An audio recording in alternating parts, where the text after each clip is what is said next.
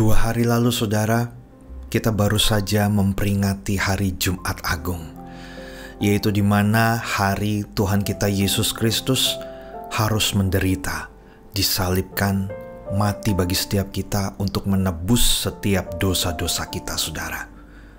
Dan di dalam bahasa Inggris dikatakan Good Friday. Kenapa Good Friday?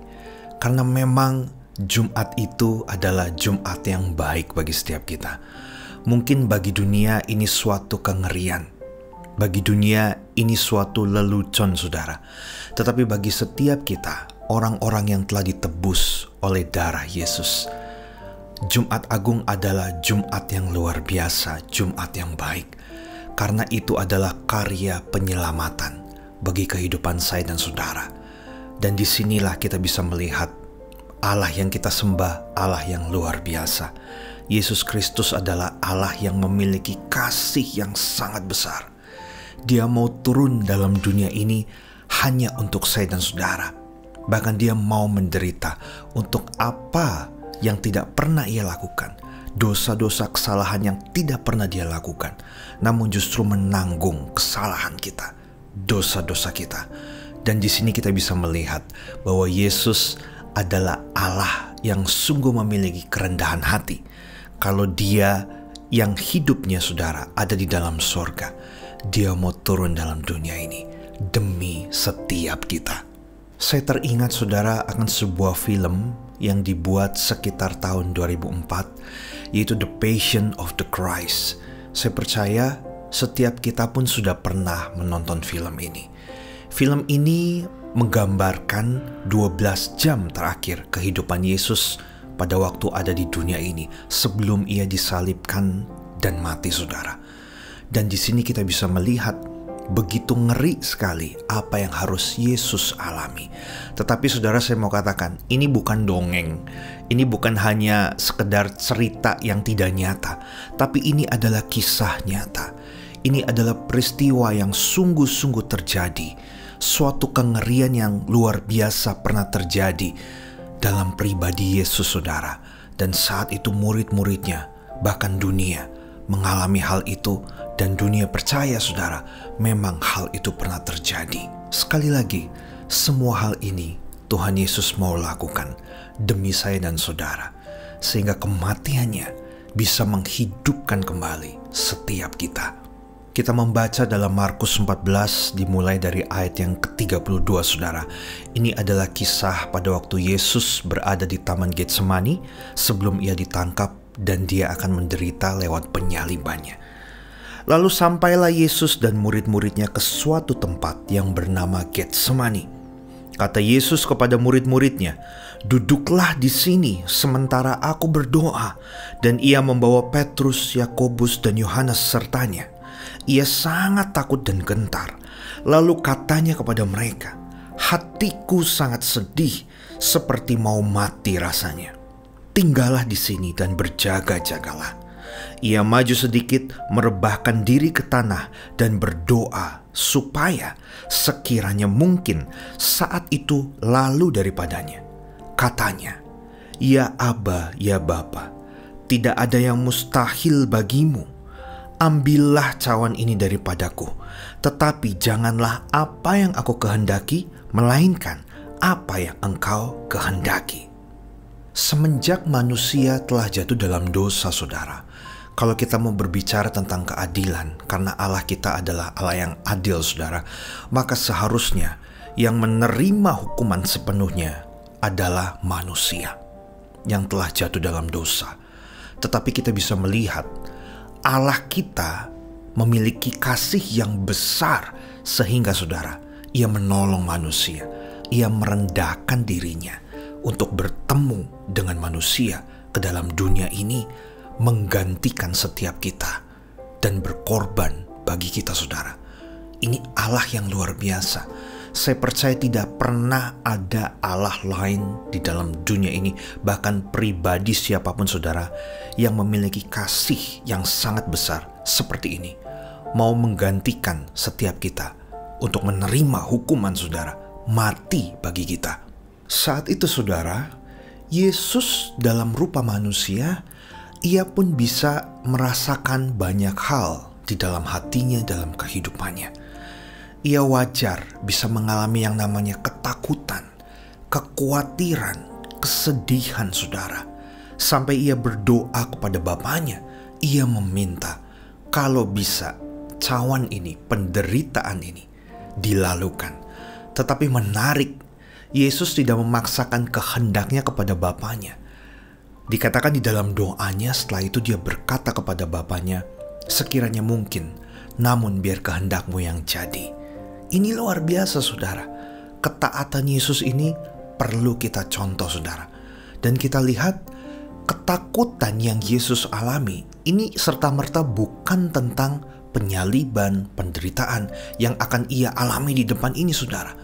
Tetapi lebih kepada ia takut terpisah dengan Bapaknya. Ini luar biasa sekali.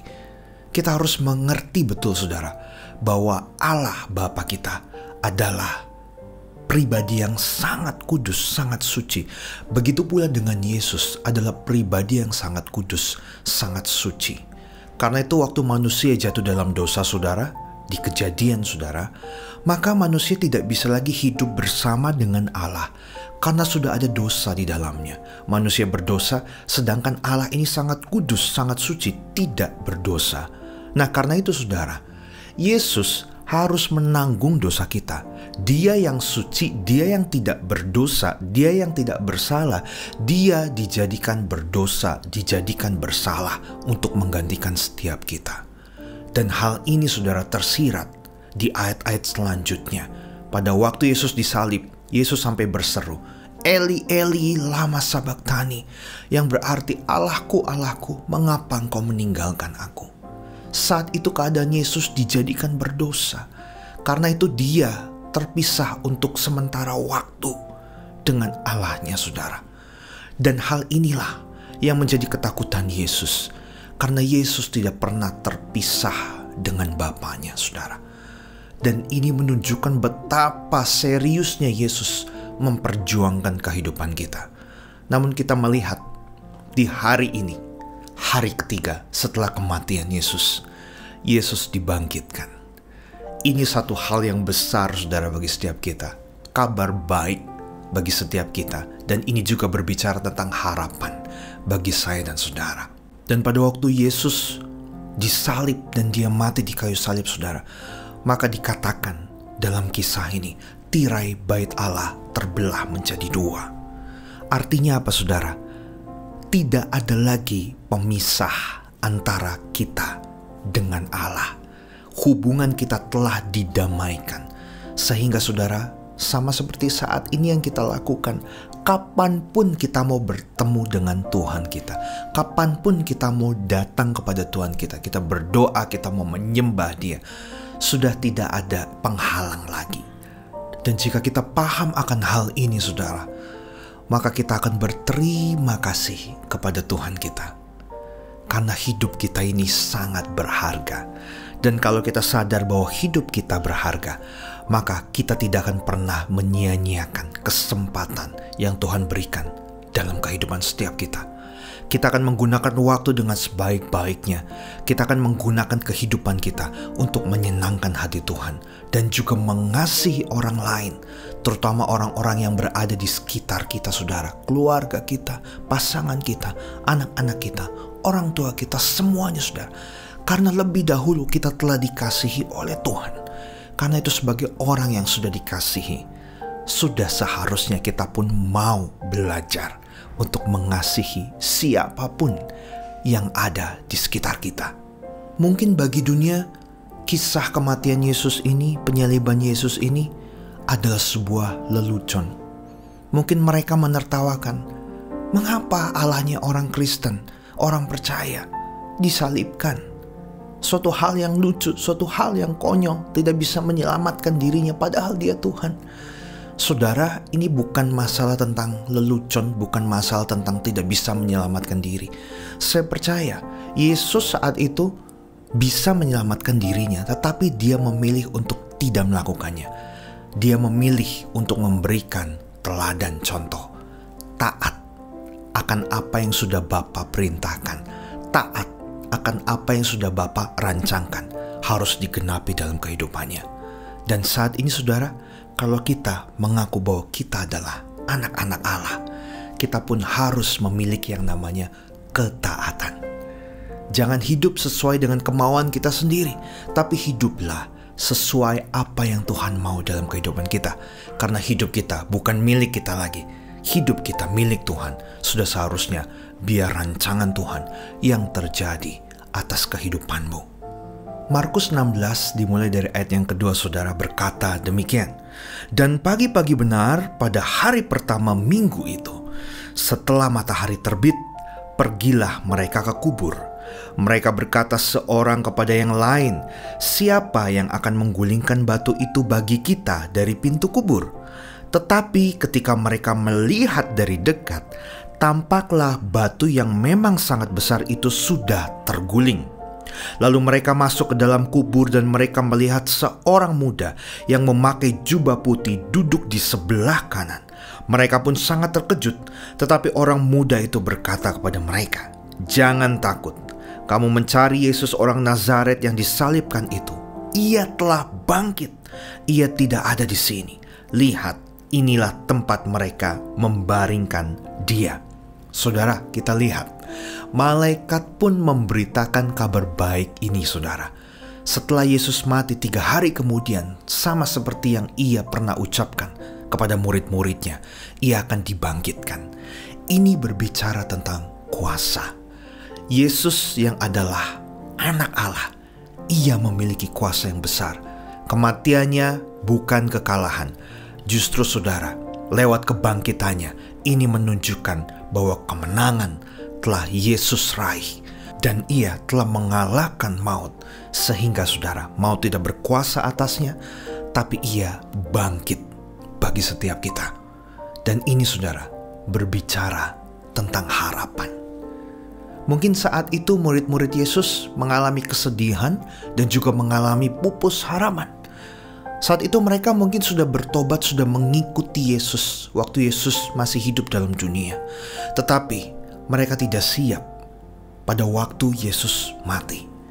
Dan kita bisa merasakan saudara, murid-muridnya kalau kita baca, mereka mengalami kesedihan. Mungkin ada yang stres juga, depresi. Dan mungkin saudara murid-muridnya juga bisa kembali ke kehidupan yang lamanya. Karena mereka pikir Yesus sudah selesai, kekristenan saya pun sudah selesai. Tetapi menarik, 3 hari kemudian Yesus bangkit. Dia tidak pernah lalai dengan apa yang pernah dia katakan kepada murid-muridnya. Ini berbicara tentang harapan. Kalau saat ini saudara sedang mengalami keterpurukan dalam kehidupan saudara, saudara tidak bisa bergerak, mungkin seakan-akan saudara ini seperti orang mati, tidak punya harapan, tidak ada jalan keluar, kesana kesini mentok, susah banget hidupnya mungkin. Saudara ingat akan kisah Yesus ini, bahwa dia memberikan harapan bagi setiap kita. Kebangkitannya itu adalah satu hal yang mustahil bagi manusia, tapi hal itu yang terjadi dalam kehidupan Yesus dan murid-muridnya saat itu. Sehingga Yesus ingin berkata kepada setiap kita, jangan kita takut, jangan kita khawatir. Setiap pencobaan yang kita alami saat ini tidak pernah melebihi kekuatan kita. Hanya saja kita yang merasa tidak kuat, padahal kita sebenarnya mampu. Kita kuat kalau kita percaya pada Yesus, kalau kita mau berserah pada Yesus. Dia akan berikan jalan keluar bagi setiap kita. Harapan selalu akan ada bagi setiap kita yang percaya kepada Tuhan dan selalu berharap pada Tuhan. Dari proses kehidupan yang harus dialami oleh murid-murid Yesus saat itu, mendatangkan kebaikan bagi mereka dan juga mendatangkan sukacita bagi banyak orang. Menjadi kesaksian yang luar biasa saudara. Dan kita lihat saat ini kita pun mendengar kebenaran ini. Ini bukan hanya karena Yesus, bukan hanya karena Allah kita yang luar biasa, tapi ini juga berkat daripada murid-murid Yesus yang saat itu mereka mau mengalami Yesus dalam kehidupannya, sehingga mereka bisa menjadi saksi yang hidup, memberitakan kabar keselamatan ini ke banyak orang sampai saat ini. Saya dan saudara pun mendengarkan kisah Yesus yang hidup ini. Karena itu saudara, lewat penderitaanmu saat ini, Tuhan mau kita bisa bersaksi. Tuhan mau Ia bekerja dalam kehidupan saya dan saudara. Sampai kita bisa melihat dan mengerti bahwa ujungnya selalu manis. Saat ini kita belum mengerti saudara mungkin. Apa yang harus kita lakukan? Kenapa kehidupan saya seperti ini Tuhan? Berharap kepada Tuhan, satu saat nanti kita akan mengerti bahwa Tuhan menjadikan setiap kita indah. Dan sungguh kematian Tuhan menghidupkan setiap kita.